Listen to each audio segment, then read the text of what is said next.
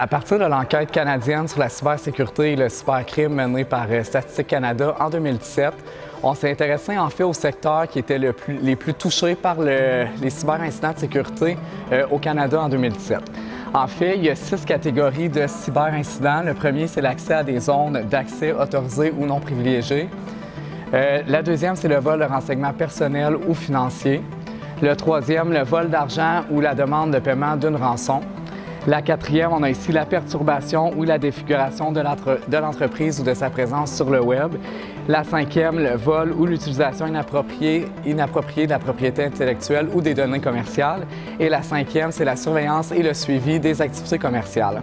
En fait, pour chaque catégorie de cyberincidents, ce qui ressortait le plus, c'est les cyberincidents dans les services publics. Donc, on voit ici là, dans le vol ou utilisation inappropriée de la propriété intellectuelle, en fait, on a 279 incidents en moyenne qui sont arrivés pour chaque entreprise dans le secteur des services publics.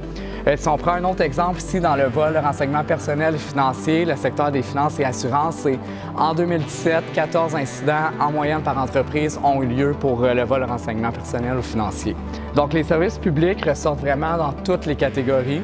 Donc, ça nous indique là, que ces services-là étatiques, en fait, sont plus ou moins bien protégés. Sinon, d'autres résultats qui ressortent du lot, il y a celui dans le vol de renseignements personnels financiers. En fait, on s'attendait à ce que les autorités monétaires ou le secteur des finances et des assurances ressortent plus. Mais on voit ici que seulement 16 et 14 incidents en moyenne par entreprise. Et on explique ce chiffre-là qui est quand même intéressant, mais pas si élevé, par le fait qu'il y a une sous-déclaration. En 2017, en fait, il n'y avait pas d'obligation de déclaration des cyberincidents au Canada. Donc, ça fait en sorte qu'il y a probablement une sous-déclaration, alors que le transport par eau, ici que c'est toute la distribution de marchandises passagers, c'est en moyenne 113 incidents par année. On pense que c'est en raison peut-être des déclarations plus hautes, en raison de la régulation ou encore parce qu'il y a une question d'assurance s'ils se font voler des marchandises. Donc, au niveau du vol d'argent ou des demandes de rançon, le secteur qui était le plus touché, c'était l'industrie de l'information et l'industrie culturelle. Donc, on pense que ce secteur est plus touché, entre autres, parce que les grosses entreprises auraient peut-être tendance à payer les demandes de rançon.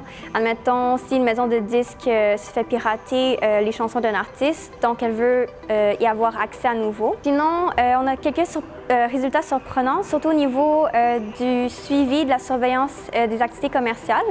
Donc, notamment au niveau des soins de santé et d'assistance sociale, ça ressort beaucoup.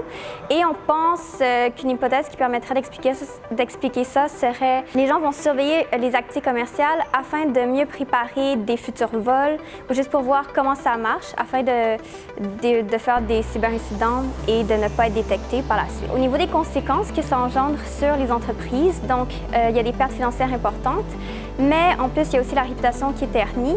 Et de plus, comme les secteurs publics sont les plus touchés par les cyberincidents, ça peut avoir des conséquences graves et majeures sur la population, surtout notamment au niveau de l'électricité ou de l'eau, par exemple. Puis pour les recommandations, donc au niveau des entreprises, on recommande une identification régulière, et par régulière on entend à chaque semaine ou à chaque mois des cyberincidents. Pour les employés, c'est bien sûr la sensibilisation et la formation afin de mieux les préparer à détecter, à reconnaître les cyberincidents pour mieux pouvoir les gérer après.